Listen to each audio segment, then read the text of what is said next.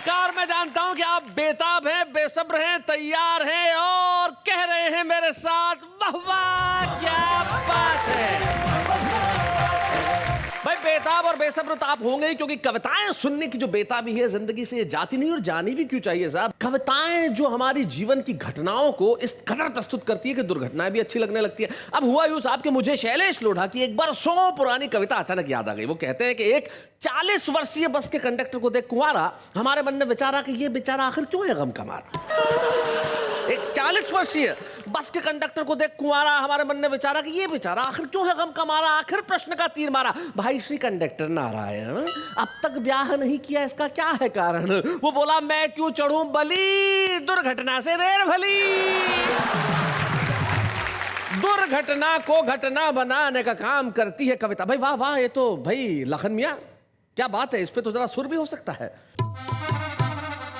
दुर्घटना को घटना बनाने का काम करती है कविता और रांची को पटना बनाने का काम करती है कविता।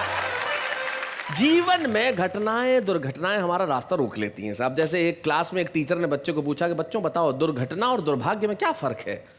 बच्चा खड़ा हुआ, बोले सर मान लीजिए छत अभी गिर जाए तो दुर्घटना, और आप उसके बाद भी बच जाओ तो हमारा दुर्भाग्य। अब घटना से तो आप मिल ही चुके हैं, आइए मिलते हैं खूबसूरत दुर्घटना से। आइए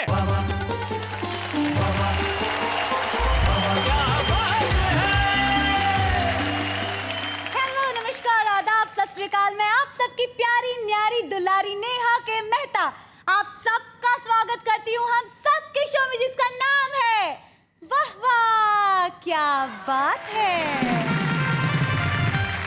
तो चलिए मित्रों, घटना भी है, दुर्घटना भी है, मुंबई भी है, पटना भी है। अब सारे शहर इंतजार में है कि आज क्या क्या होने वाला है। तो आपको और ज्यादा इंतजार क्यों करवाए, जरा झलक डाल लीजिए क्या क्या होने वाला है।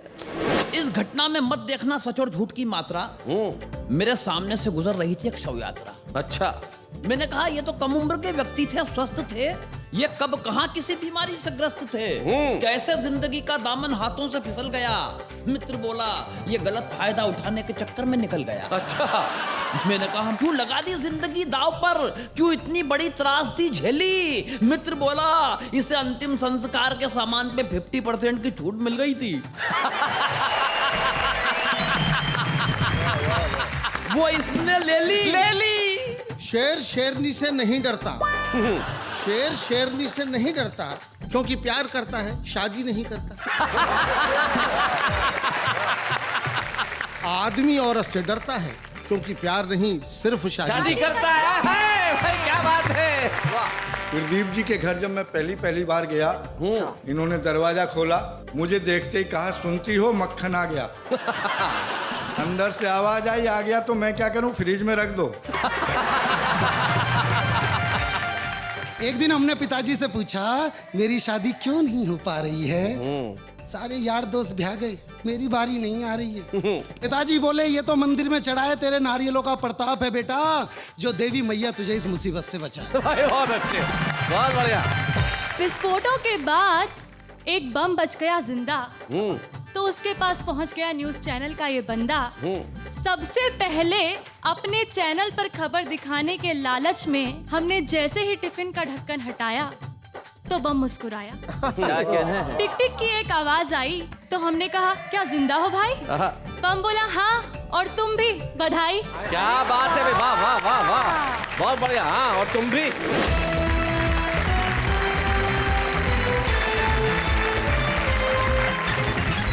स्वागत है आपका उसी कार्यक्रम में जिसका नाम है वाह वाह क्या बात है। और हमारे साथ हमारे 3 कवि मित्र बैठे हैं। सबसे पहले परिचय करते हैं। हम एक मध्य प्रदेश में बहुत छोटा सा गांव है अकोदिया मंडी, वहां से आते हैं और उनका नाम गोविंद राठी होता है और हास्य रस की कविताएं भी वीर रस के अंदाज में पढ़ते हैं। शैलेश भैया मैं तो मोहब्बत वाला आदमी हूँ, मैंने कहीं लिखा था कि खुद अपने ही हाथों से आग मत लगा, ये दिल के रिश्ते हैं दिमाग मत लगा। हाय हाय हाय हाय हाय हाय हाय। और तू मेरी मोहब्बत का कायल है अगर, इसमें 2 का गुणा कर 4 का भाग मत। हाय हाय हाय हाय हाय हाय। अकोदिया मंडी से हमारे साथ आते हैं गोविंद राठी। उनके पास जो बैठे हैं वो मुरादाबाद से आते हैं और नाम भी बड़ा कमाल का है साहब। इनके बिना जो बीच में बैठे हुए ना कुछ भी संभव नहीं है। तरक्की चाहिए तो इनकी जरूरत, जीवन में कुछ सफलता चाहिए तो इनकी जरूरत, पैसा कमाना है तो इनकी जरूरत, यानी कि हर जगह जिनकी जरूरत हो, बताओ वो कौन होगा? ये और नाम है इनका मक्खन मुरादाबादी। जीवन में मक्खन के सिवा कुछ नहीं हो सकता साहब। और इनके पास जो बैठे हैं साहब, वाह वाह, वो तो बैठे हैं। मैं इनको अक्सर कहता हूं, प्रदीप चौबे जी, अगर जिंदगी में आपको किसी से बदला निकालना हो तो उसे पहले डेट दो कि हाँ मैं तुम्हारे कार्यक्रम में आ रहा हूं, और उसके बाद पहुंच जाओ। ये है प्रदीप चौबे, क्योंकि इनका होना बड़ा कमाल का होता है। आइए सबसे पहले हम तीनों के लिए कहते हैं वाह वाह, क्या बात है। किसे बुलाना चाहती हैं आप सबसे पहले? मिस्टर लाठी का वार किया जाए मिस्टर राठी से। वाह क्या काफिया। मिस्टर लाठी का वार किया जाए राठी से। आहा, कमाल हो गया साहब। Thank you.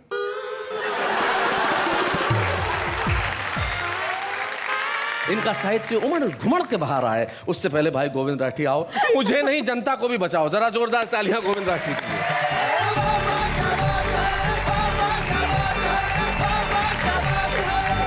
घटना दुर्घटना की बात चल रही है, एक घटना मुझे भी याद आ रही है। सुनाइए। आदमी जिंदगी में फायदे उठाने के चक्कर में लगा रहता है, मगर कभी कभी गलत फायदा उठाने में नुकसान भी करवा लेता है जी। इस घटना में मत देखना सच और झूठ की मात्रा। मेरे सामने से गुजर रही थी एक शव यात्रा। अच्छा। मैंने मित्र से कहा, यार किसकी है? बोले अपने जगदीश जी की है। मैंने कहा ये तो कम उम्र के व्यक्ति थे, स्वस्थ थे, ये कब कहां किसी बीमारी से ग्रस्त थे, कैसे जिंदगी का दामन हाथों से फिसल गया। मित्र बोला ये गलत फायदा उठाने के चक्कर में निकल गया। अच्छा। मैंने कहा मत बुझा पहेलियां, सच सच बता, इसने क्या फायदा उठा लिया? क्यों लगा दी जिंदगी दाव पर? क्यों इतनी बड़ी त्रासदी झेली? मित्र बोला इसे अंतिम संस्कार के सामान पे 50% की छूट मिल गई थी। वो इसने ले ली। अंतिम संस्कार के सामान पर 50% की छूट मिल गई थी, वो इसने ले ली। मगर जो भी करता है अच्छा ही करता है भाग्य विधाता। कहीं से 100% की मिलती तो सारे परिवार को ले जाता। बहुत अच्छे, बहुत बढ़िया। व्यंग के दो कवि यहाँ बैठे हुए हैं। मैं चाहता हूँ शैलेश भाई एक व्यंग का टुकड़ा आपसे सुनाएं। चाहता हूँ। एक घटना फिर देखें। जी। बीमारी में राजनीति। वाह, बीमारी में राजनीति। हालांकि देश की राजनीति ही बीमार है जी, लेकिन फिर भी मैं पढ़ने की कोशिश करता हूँ। स्वागत। 25 तरह की बीमारियों से ग्रसित नेताजी को डॉक्टर ने 25 तरह से समझाया, मगर अफसोस एक शब्द भी नेताजी को बीमारी का समझ में नहीं आया। वो भन्नाकर डॉक्टर से बोले मुझे डॉक्टरी भाषा में मत उलझाओ, हो सके तो मुझे मेरी भाषा में समझाओ। अच्छा। डॉक्टर पहले थोड़ा सक पकाया, फिर उसने नेताजी की भाषा में नेताजी को बताया। बोले नेताजी आपका ब्लड प्रेशर आपके द्वारा किए गए घोटालों की तरह बढ़ गया है। वाह वाह, बहुत अच्छे। आपका ब्लड प्रेशर आपके द्वारा किए गए घोटालों की तरह बढ़ गया है। आपका लीवर एकदम आपके चरित्र की तरह सिकुड़ गया है। क्या बात है, बहुत बढ़िया। बरसों से आप जिस तरह जनता को झूठे प्रलोभन दे रहे हैं, ठीक उसी तरह आपके फेफड़े आपको झूठा आश्वासन दे रहे हैं। क्या बात है भाई, बहुत बढ़िया, बहुत अच्छे। ठीक उसी तरह आपके फेफड़े भी आपको झूठा आश्वासन दे रहे हैं। जीत के बाद आप जिस तरह से ऐंठते हैं, आपकी नसें अट गई हैं। आपकी दोनों किडनियां रामलीला मैदान में अनशन पर जाकर बैठ गई। क्या बात है, बहुत अच्छे, बहुत बढ़िया। आपकी कैंसर और माइग्रेन की रिपोर्ट भी डाउट करने वाली हैं। मुझे अफसोस है आपकी आंखों की रोशनियां विपक्ष की तरह वॉकआउट करने वाली हैं। अच्छा। तो पंक्तियां देखिए शैलेश भैया, आपकी नमक हरामी की आदत से शरीर में नमक की तो भरपाई हो गई है। वाह वाह वाह, बहुत मगर अच्छे। चुनावी सभाओं में मीठा मीठा बोलने से आपकी शुगर हाई हो गई। क्या बात है भाई, बहुत बढ़िया गोविंद, बहुत अच्छे। वाह वाह। आपका हीमोग्लोबिन यानी खून कभी भी खत्म होने की शपथ ले सकता है, और आपका हृदय किसी भी दिन मंत्रिमंडल से त्यागपत्र दे सकता भाई वाह, बहुत अच्छे, बहुत बढ़िया, बहुत बढ़िया गोविंद। है। इसलिए कुछ अच्छा कीजिए, कुछ अच्छा सोचिए, जाकर किसी मजबूर, बेबस और लाचार के आंसू पोंछिए। वाह। अंतिम वक्त किसी गरीब के घर नन्हा सा चिराग जलाइए। शहर नहीं चूल्हे जल सकें कोई ऐसी आग जलाइए। वाह वाह वाह, बहुत बढ़िया, बहुत अच्छे। कर जाइए कुछ ऐसा भारत माता का तार तार हो चुका दामन सिल सके। मरणोपरांत शहीद के परिवार को आश्वासन नहीं, 2 वक्त की रोटियां मिल सके। हाय हाय हाय, क्या बात है, बहुत अच्छा। कर जाइए कुछ ऐसा, जुर्म और भ्रष्टाचार की सारी सलाखें टूट जाएं, जो आंखें उठे किसी भी सरबजीत की तरफ वो आंखें फूट जाए। वाह वाह वाह, बहुत कर दीजिए कुछ ऐसा, मुफलिस अपनी बेटी के हाथ में मेहंदी रचा सके, जाते जाते बना जाइए वो कानून जो सड़कों पर लुटती हुई दामनी को बचा सके। क्या बात है भाई, वाह वाह, बहुत बढ़िया। वरना वरना वरना वरना हवा हो जाएगी पल भर में ये जितनी भी शोहरत है, क्योंकि सच तो यह है नेताजी, आपको दवाओं की नहीं दुआओं की जरूरत है। क्या बात है भाई, बहुत बढ़िया गोविंद, बहुत अच्छे।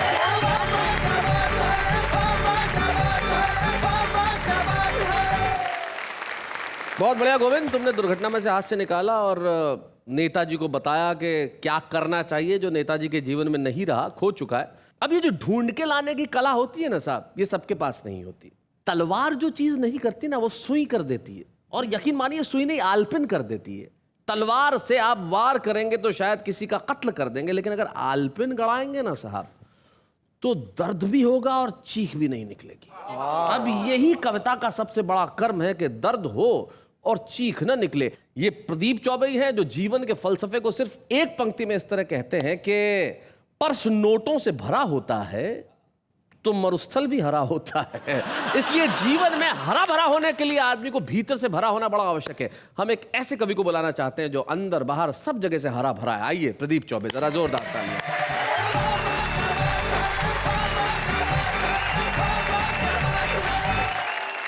इस बार कुछ आलपिने, जैसा कि शैलेश ने बताया जी, आलपिने ये छोटी छोटी कविताएं हैं, उनके मजे लीजिए। सुना है आदमी और जानवर में बेसिक क्या फर्क है? जी। शेर शेरनी से नहीं डरता, शेर शेरनी से नहीं डरता क्योंकि प्यार करता है, शादी नहीं करता। आदमी औरत से डरता है क्योंकि प्यार नहीं, सिर्फ शादी करता है। भाई क्या बात है। एक सरकारी सीन देखिए आलपिन में, बड़े अफसर ने छोटे को डांटा, आप निकम्मे हैं, एकदम गधे हैं। छोटा बोला ठीक कहते हैं सर, आप मुझसे बड़े हैं। बीवी एक तो जीने नहीं देती, बीवी एक तो जीने नहीं देती, ऊपर से करवा चौथ रखती है, मरने भी नहीं देती। बहुत बढ़िया। कहते हैं कि हर सफल आदमी के पीछे एक स्त्री का हाथ होता है, पुरानी का। थोड़ा आगे बढ़ाया मैंने, हर सफल आदमी के पीछे एक स्त्री का हाथ होता है और असफल के पीछे दूसरी का। मैंने अपने मित्र शहाबुद्दीन से पूछा, हाँ यार बकरा ईद कब है? वो बोला जब आ जाओ। चूहा कहीं भी और अफसर कहीं का भी बिल बना सकता है। हाय हाय, बिल बना सकता है। बहुत अच्छे, क्या बात है। नौजवान प्रेमियों, प्रेम वेम के चक्कर में मत पड़ो, शादी नहीं हुई तो बर्बाद हो जाओगे, और अगर हो गई तो हो ही जाओगे। पागलों के बारे में लोग कहते हैं, पागल को कैजुअल लेते हैं लोग। पागलों के बारे में एक छोटी सी आलपिन सुनो सुनो सुनो। सुनाइए। कितने पागल हैं हम लोग जो पागलों को पागल समझते हैं। वाह वाह वाह, बहुत बढ़िया, बहुत अच्छे प्रदीप जी। कितने पागल हैं हम लोग जो पागलों को पागल समझते हैं। पागलों से पूछिए, वो हमें कुछ नहीं समझते। डॉक्टर के कहने पर मैंने नमक छोड़ दिया, इस जरा सी बात ने मेरे नमक का दिल तोड़ दिया। हाय हाय, क्या बात है। एक दिन लंच पर मेरे कान में बोला, क्यों बे नमक हराम। इस देश में बहुत कुछ है, मगर ये जो कुछ है यही काम का है, बहुत तो बस नाम का है। वाह वाह वाह वाह वाह, बहुत बढ़िया। लोकसभा के अध्यक्ष को स्पीकर कहते हैं अंग्रेजी में जी। और आप देखते हैं लोकसभा का सीन कि वहां पर कितना शोर शराबा होता रहता है, और उसके आगे क्या होता है देखिए। एक बेचारा स्पीकर जिसके मुकाबले 540 लाउड स्पीकर। बहुत बढ़िया। आराम हराम है, बड़ा किसी का बहुत बड़ा नारा है जी। जरा सा बात को आगे बढ़ाया है आलपिन में। आराम हराम है, लेकिन देखता हूं कि हराम में बड़ा आराम है। वाह वाह वाह वाह, बहुत अच्छे, बहुत बढ़िया। सुहाग के लिए सिर्फ एक चूड़ी काफी है। चूड़ी सुहाग का प्रतीक माना जाता है। छोटी सी बात भी है, इस आलपिन ने क्यों जन्म लिया, इस कविता ने क्यों जन्म लिया। मेरे घर में कमलाबाई नाम की एक बाई काम करती थी, तो वो कांच की बहुत सारी चूड़ियाँ पहनती थी, यहाँ से यहाँ तक दोनों हाथों में। दिन भर वो चूड़ियाँ खन खन आती रहती थी और मेरे दिमाग में झनझन आती रहती थी। एक दिन मैंने अपनी बीवी से कहा कि कमला से कहना कि चूड़ियाँ कम करके आया करे, 2 चूड़ी से भी काम चल सकता है। तो मेरी पत्नी मुझ पर ही गुर्राई, बोले क्या कहते हो, उसका सुहाग उतरवाओगे? तब ये आलपिन हुई। सुहाग के लिए सिर्फ एक चूड़ी काफी है, फिर इतनी सारी चूड़ियां, आखिर औरतें कितना सुहाग चाहती हैं। कुछ शेर भी ऐसे बन जाते हैं जी, शेर जरूर सुनाइए साहब। जिनमें आलपिन वाली बात होती है। सुनाए। बुढ़ापे ने कुछ ऐसे पांव फैलाए हैं शैलेश, हाँ, बुढ़ापे ने कुछ ऐसे पांव फैलाए हैं चौबे, न मैं बिस्तर से उठता हूँ न बिस्तर मुझसे उठता है। आय हाय, क्या बात है, वाह, बहुत अच्छे। हंसी मजाक की व्यंग की गजल है जी। बड़ी समाज में परंपरा एक दूसरे को ढोने की, खासकर हमारे देश में। तो बात कहने की कोशिश की है, शेर मुलाजा फरमाइए इरशाद। कि आपको ढोना है जिनको आप ढोएंगे जरूर, आपको ढोना है जिनको आप ढोएंगे जरूर, और अपनी रूह की पहचान खोएंगे जरूर। क्या बात है, वाह वाह। आप हेलीकॉप्टर से बाढ़ का आनंद लें, नेताजी से कह रहा। आप हेलीकॉप्टर से? आप हेलीकॉप्टर से बाढ़ का आनंद लें, वरना जिस कश्ती में बैठेंगे डुबोएंगे जरूर। क्या बात है भाई, वाह वाह वाह, बहुत अच्छे। आपको है नींद न आने की बीमारी मगर, आपको है नींद न आने की बीमारी मगर आपको पहरे पे बिठला दें तो सोएंगे जरूर। क्या बात है भाई, वाह वाह, बहुत अच्छे भाई, बहुत बढ़िया। और दोस्तों, कभी कभी मेजॉरिटी होती है, पार्टी को बड़ा समर्थन मिलता है, बहुत अधिक समर्थन देना, किसी का बहुत अधिक समर्थन करना खतरे से खाली भी नहीं होता। आपने मेजॉरिटी दे दी उन्हें दिल खोलकर, बहुमत समर्थन, आपने मेजॉरिटी दे दी उन्हें दिल खोलकर, आप अपने सर पे रख के हाथ रोएंगे जरूर। क्या बात है भाई, वाह वाह वाह वाह, बहुत अच्छा। एक आखिरी शेर पढ़ता हूँ कि जिंदगी कितनी कठिन है, संकल्प कितना काम कर देते हैं। कल इसी चट्टान से निकलेंगे फूलों के हुजूम। क्या मिसरा है, वाह। हुजूम माने फूल ही फूल निकलेंगे, बगीचे बगीचे। कल इसी चट्टान से निकलेंगे फूलों के हुजूम, हम यहाँ अपना पसीना आज बोएंगे जरूर। क्या बात है, वाह वाह वाह वाह।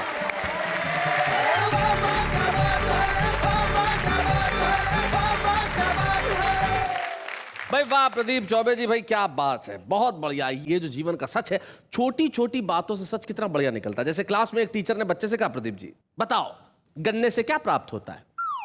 बच्चा बोला, सर पता नहीं। अरे बोले, शक्कर कहाँ से मिलती है? बोले, पड़ोसी के घर से। तो ये जो छोटी छोटी चीजें मांगने का आनंद होता है, पड़ोसी के घर से कभी शक्कर मांग ली, कभी चाय की पत्ती मांग ली, कभी दाल मांग लिया, कभी चावल मांग लिया, कभी नमक मांग लिया, और कुछ न मिला तो मक्खन मांग लिया। आइए मक्खन मुरादाबादी जी, जरा जोरदार ताली।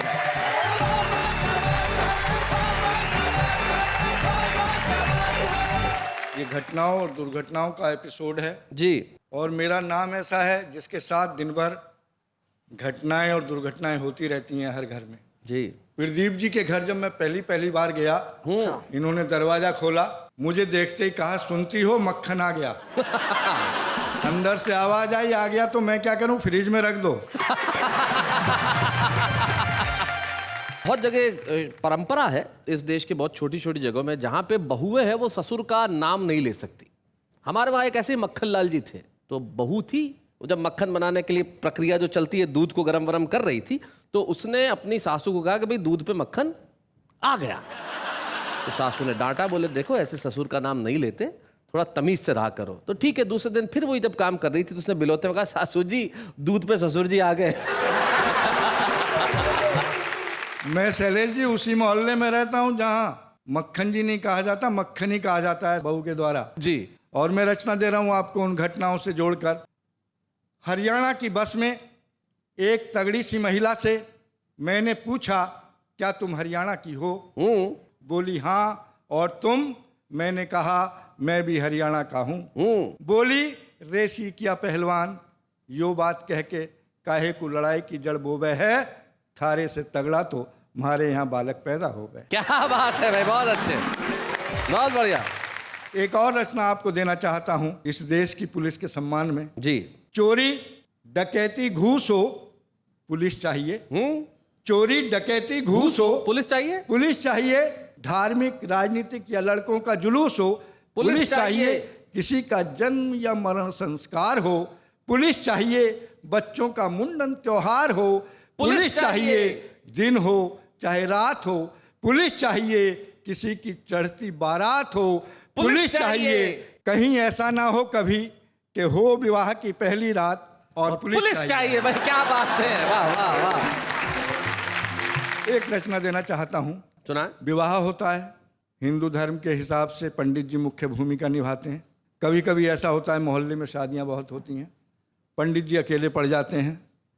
पूरे महीने शादियों में जाग कर आखिरी शादी जो होती है, पंडित जी कभी सोते हैं, कभी जागते हैं, कभी ऊँघते हैं। मंत्र श्लोक रटे रटाएं वो मुंह से निकलते रहते हैं। क्या क्या परिस्थितियां पैदा हो जाती हैं, इस रचना में देना चाहता हूँ जी। विवाह में फेरों के समय पढ़ते हुए मंत्र एवं श्लोक, पंडित जी को आ गई नींद की झोंक। नींद में ऊँघते हुए पंडित जी ने वर से कहा, वधू का हाथ मेरे हाथ पर धरो। वधू का हाथ मेरे हाथ पर धरो। बहुत अच्छे। वर ने कहा, पंडित जी होश में आइए। पंडित जी बोले, ताव मत खाइए। और चेते आपने क्या कहा? याद आई मंत्र की टेक, बोले वर वधू दोनों स्वाहा। वर ने पुनः कहा, पंडित जी घृत का दिया बुझ गया है, इसे तो बाल दो। पंडित जी बोले, अपने आप जल जाएगा, हवन कुंड में डाल दो। और तुम लोग तय करो कि हम अपने पट्टों की गांठ तभी खोलेंगे, आज एक दूसरे को वचन देते हैं, जीवन में सदा सत्य बोलेंगे। वर आंसुओं से रोता है, फिर भी पंडित जी से पूछता है, आज के युग में सत्य क्या होता है? पंडित जी बोले, तुम क्या जन्नो, विवाह संपन्नो। सत्य के बारे में यही याद रखना, राम नाम सत्य है, राम नाम सत्य है, राम नाम सत्य। बहुत बढ़िया। एक रचना देश के नेताओं के सम्मान में समर्पित कर रहा हूं। सम्मान में? नेताजी अचानक अस्वस्थता के शिकार हो गए, शरीर में ढेर सारे विकार हो गए। डॉक्टर को बुलवाया, डॉक्टर ने आकर थर्मामीटर लगाया, देखकर टेम्परेचर डॉक्टर रह गया हैरान, 109 डिग्री में भी नहीं मरा। 109 डिग्री में भी नहीं मरा, क्या बात है। ये कहकर चला गया, टेम्परेचर आपको कोई खास नहीं है, 104 डिग्री से अधिक टेम्परेचर की दवा मेरे पास नहीं है। वाह वाह वाह वाह। इतने में ही फोन खटखटाया, नेताजी ने उठाया, हेलो कौन? मैं भगवान बोल रहा हूँ। मौन? प्रभु आप मौन क्यों हैं, कुछ फरमाइए। भगवान जी बोले, नेताजी मेरे पास आइए। नेताजी ने कहा, फिर प्रभु ऐसा कीजिए, अपने यम को भेज दीजिए। यम आया, नेताजी के घर भरपेट भोजन पाया और बोला, भैंसा तैयार है, नेताजी चलिए। नेताजी ने कहा, जरा सुनिए, अभी आ रहा हूँ, घर पर बतला दूं कि उद्घाटन करने जा रहा हूँ। वाह वाह वाह वाह वाह। जरा सुनिए, अभी आ रहा हूँ, घर पर बतला दूं कि उद्घाटन करने जा रहा हूँ। नेताजी भगवान जी के सामने पधारे, अपने विनम्रतापूर्ण स्वरों में बक्कारे, कहिए प्रभु क्या काम था? मैं तो घर पर कर रहा आराम था। भगवान जी बोले, नेताजी काम ये था, हमारे इस यम का होने वाला रिटायरमेंट है, इसकी जगह किसी ना किसी का होना अपॉइंटमेंट है। मैंने सोचा आपको बुलवाऊं, आपसे ही समस्या सुलझवाऊं, क्योंकि आप जनता का दम निकालने में परफेक्ट हैं। वाह वाह वाह वाह, बहुत बढ़िया। मैंने सोचा आपको बुलवाऊं, आपसे ही समस्या सुलझवाऊं, क्योंकि आप जनता का दम निकालने में परफेक्ट है। और आज से आप विदाउट इंटरव्यू यम की जगह सेलेक्ट हैं। क्या बात है, वाह वाह वाह, बहुत बढ़िया, बहुत अच्छा।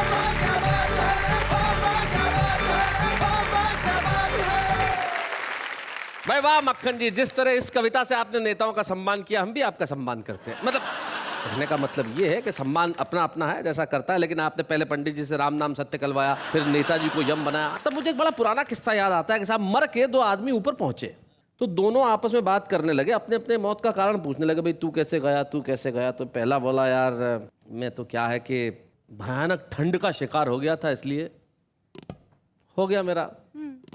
तेरा क्या हुआ?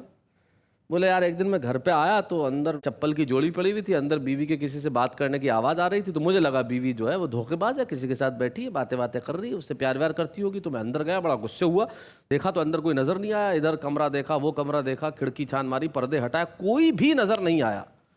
और बीवी पे मैंने शक किया था, तो मुझे इतना पश्चाताप हुआ कि इसी चक्कर में मैंने प्राण छोड़ दिए। तो पहला वाला जो भयानक ठंड का शिकार हुआ था बोला, अबे यार तूने भी कमाल किया, फ्रिज खोल के देख लेता तो तू मरता ना मैं मरता। जीवन में घटनाएं जब चाहे तब दुर्घटना का रूप ले सकती है, लेकिन हमें घटना और दुर्घटनाओं से क्या लेना देना साहब? जो कुछ भी घटे हमारा तो है हंसने का काम। और इस वक्त एक अल्प विराम।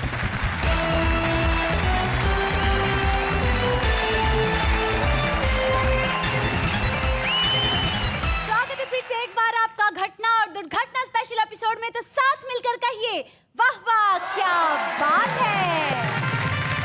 वैसे शैलेश जी, मेरे मन में एक प्रश्न उठा। उठा? वाह, बिठाइए।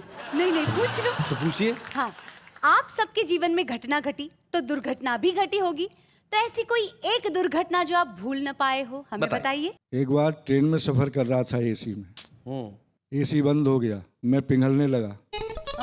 पिघलने लगा तो टपकने लगा। मक्खन है, पिघलेगा। टपकने लगा तो बहने लगा, बहते बहते सामने की बर्थ तक चला गया। एसी चल पड़ा, मैं वहीं जम गया। क्या बात है। बहुत अच्छे जी। एक चुनाव हारे उम्मीदवार ने हमसे पूछा, बताइए चौबे जी, वोटों और जूतों में क्या फर्क है? जी। हमने कहा, प्यारे लाल, वोट पड़ते हैं तो गिने जाते हैं। तो कुछ दुर्घटनाएं होती है जो लगातार घटती रहती है, लेकिन कुछ ऐसा होना चाहिए जीवन में जो लगातार चलता रहे, जैसे कि लिखना। कुछ लोग ऐसे होते हैं जो बरसों बरस लिखते रहते हैं, और कुछ लोग ऐसे होते हैं जो शुरुआत करते हैं, और हमें उन लोगों से मिलकर बड़ी खुशी होती है जो लिखने का प्रयास कर रहे हैं और इतना खूब लिख रहे हैं साहब कि उनसे लगता है कि भविष्य के आसमान पे कविताओं का सतरंगा रेनबो यानी कि इंद्रधनुष छाने वाला है। हमारे साथ है दिल्ली के विनोद पाल।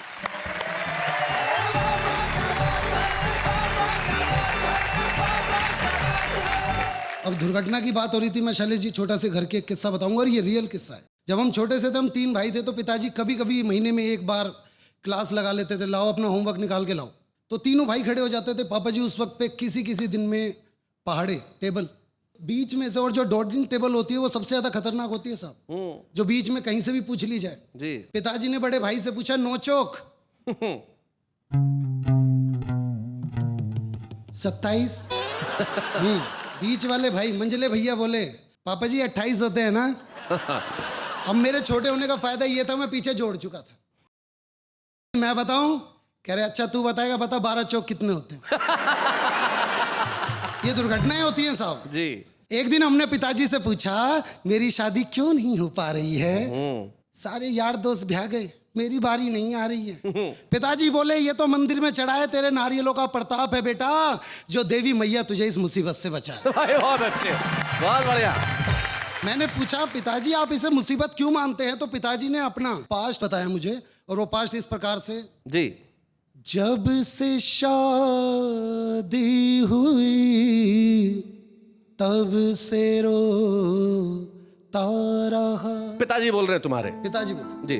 याद कर बीते दिन खुश में होता रहा, जब से आशिक से मैं बन गया था पति। जब से आशिक से मैं बन गया था पति।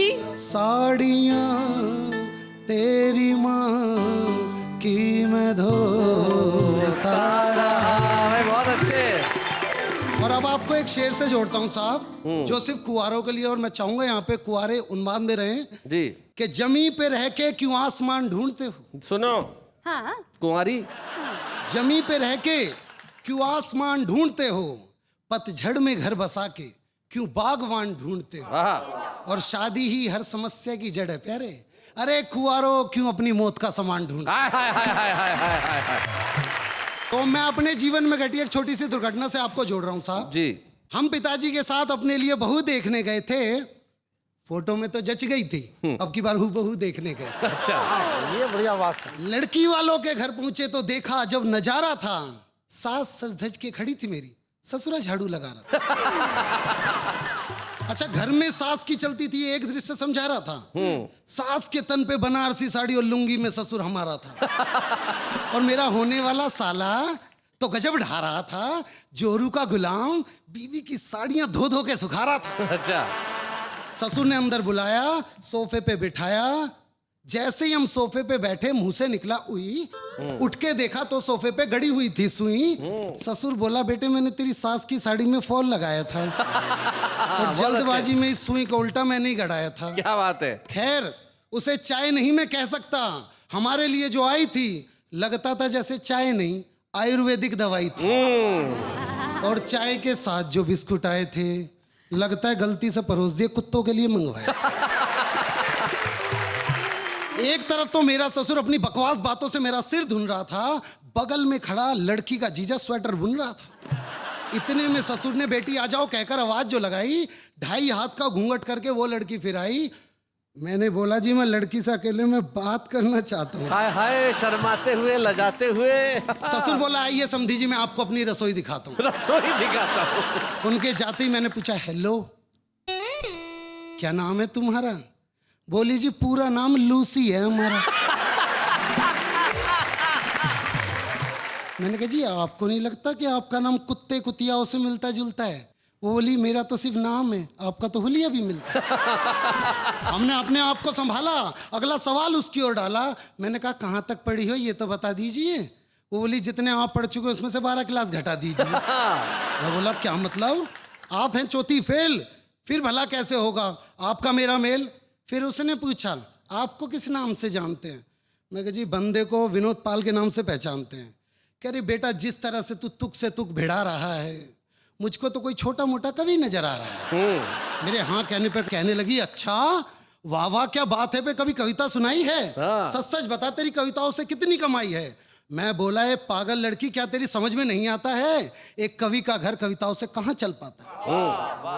वो बोली वाह बेटे हास्य में व्यंग मार रहा है, कवियों के सामने कवियों की उतार रहा है।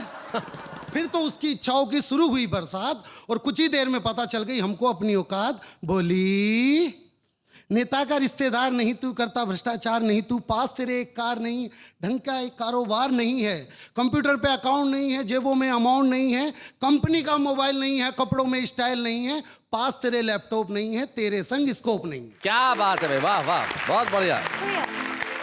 सर से लेके पांव तक मुझको लकवा मार गया, एक लड़का होकर के मैं मॉडर्न लड़की से हार गया। क्या बात है भाई, वाह वाह। मैंने ताउम्र ना शादी करने का सोच लिया था क्योंकि मैंने शादी का सही अर्थ गुलामी खोज लिया था, क्योंकि मैंने शादी का सही अर्थ गुलामी। क्या बात है भाई, वाह वाह वाह वाह, बहुत बढ़िया विनोद, बहुत अच्छे। आपको इस घटना ने दुर्घटना से बचा लिया, बहुत अच्छा किया, बहुत बढ़िया किया। लेकिन मैं एक बहुत गंभीर बात कहना चाहता हूँ, ये बिल्कुल सच्ची घटना है, मेरे मित्र के साथ हुआ। मेरा मित्र गया लड़की को देखने, लड़की को देखते बोला क्या इंडियन इकोनॉमी के बारे में तुम्हारा क्या ख्याल है? मुझे तो कुछ भी इसके बारे में जानकारी। अच्छा अच्छा अच्छा, व्हाट डू यू थिंक ये डिसइन्वेस्टमेंट होना चाहिए या नहीं, ये जो सरकार इन दिनों कंपनियों के लिए कर रही है? लड़की ने कहा बोले अच्छा अच्छा ये बताओ कि ये जो रुपया गिर रहा है डॉलर के मुकाबले तुम क्या सोचती हो? बोले कुछ भी नहीं सोचती। बोले अच्छा ठीक है, मुझे लगता है तुम्हारा जो लेवल है थोड़ा सा मेरे मुकाबले का नहीं, मैं चलता हूँ। जाने लगा तो लड़की ने पीछे चावा दिया, भैया एक मिनट भैया 3 आदमियों के चावल बनाने हो तो कितने कटोरी लगेंगे? क्या बात है? बोले मुझे नहीं पता। अच्छा घर के अंदर 10,000 रुपये खर्चा हो, 2,000 बिजली का बिल आता हो, 1,500 रुपये नौकर के लगते हो, 8,000 का किराना हो, तो बताइए बचाऊंगी कैसे? बोले मुझे नहीं पता। बोले बहुत अच्छे, अच्छा ये बता दो घर में 10 आदमियों का खाना करना हो, टमाटर कितने मंगवाऊं? बोले मुझे क्या पता। बोले यही है बेटा, जो जीवन में पता होना चाहिए वो तुम्हें पता नहीं है, और जो पता नहीं होना चाहिए उसे पता करते हो तुम खुशियों का पता ढूंढ रहे हो। जीवन में यही सबसे बड़ी गड़बड़ है। खुशियों का पता ढूंढने के लिए आपके पास चीजें बिल्कुल ठीक ठाक होनी चाहिए। लेकिन विनोद पाल आपने खुशियों का पता ढूंढ लिया है, क्योंकि आप वाह क्या बात है में आ गए और आपने कविता सुनाई और बहुत बढ़िया ढंग से सुनाई, इसलिए खुशियां अपने आप आपका पता ढूंढ लेंगी। इसलिए हम आपको एक छुपे रुस्तम का स्मृति चिन्ह देना चाहते हैं, विनोद पाल। अच्छे हैं या बूढ़े हैं, नर है या नारी है, हंसी देने वालों के सब ही आभारी है, कविता सुनाने वाले अब सबके साथ है। मैं छोटे बच्चों को बता दूं कि विनोद का मतलब होता है हंसी, हास्य, और इन्होंने जीवन में हास्य भरने की कोशिश की है आपके, और यही कोशिश हमारी भी है। यानी कि कुल मिला के विनोद आपके जीवन में भरने का है हमारा काम। लेकिन इस वक्त एक अल्पविराम।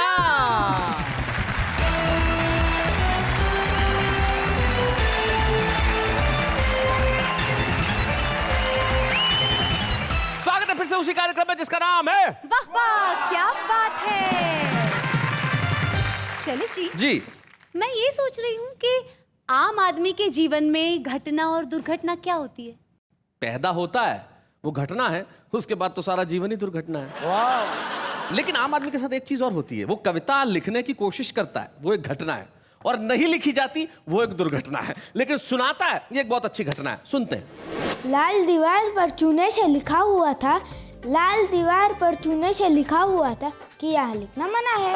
आपकी शक्ल का अंदाज कुछ ऐसा है, क्या बताओ ये वाक्य कैसा है?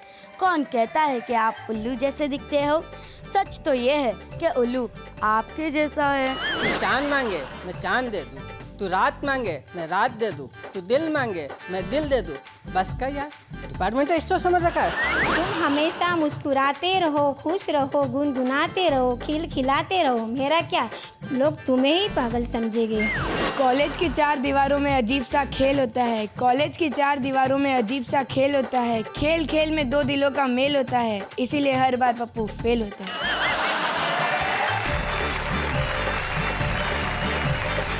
तो भाई ये थे आम आदमी के विचार, आम आदमी की कविता। लेकिन आम आदमी कविताएं लिखे ये तो बड़ी खूबसूरत बात है, लेकिन आम आदमी पर कविताएं लिखी जाए ये इतना आसान नहीं होता।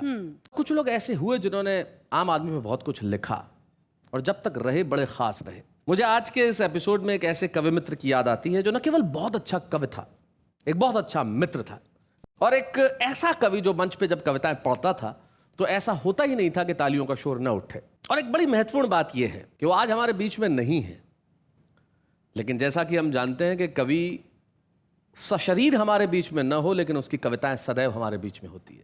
और जब वाहवा बहुत वर्षों पहले हम सारे देश के लोगों को दिखाते थे तब मुझे बड़ी खुशी है कि उस जमाने में उन्होंने आके कई बार हमारे साथ कविताएं पढ़ी। पहले नजर डालते हैं किस तरह से।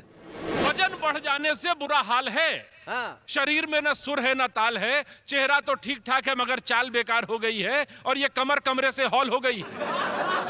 हद तो उस दिन हो गई भाई जब शहर का कसाई धीरे से बोला, साहब आप बकरा होते तो मजा आ जाता। ज्योतिषी को हाथ दिखाया तो बोला, भाई वाह वाह वाह वाह वाह वाह, कमाल है, क्या उम्र पाई है। ऐसी तैसी कर देंगे आप जमाने वालों की। आप तो उसी दिन मरेंगे जिस दिन शहर में 5 मौतें लिखी होंगी, एक आपकी 4 उठाने वालों की।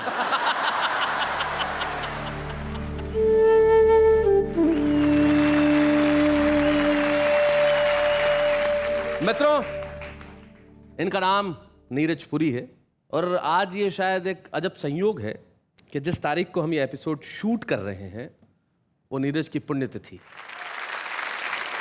तो आज इस अवसर पे हम चाहते हैं कि नीरज की कविता का पाठ वो करे जिसे कविता नीरज विरासत में देके गए। नीरज की पुत्री आस्था नीरज पुरी।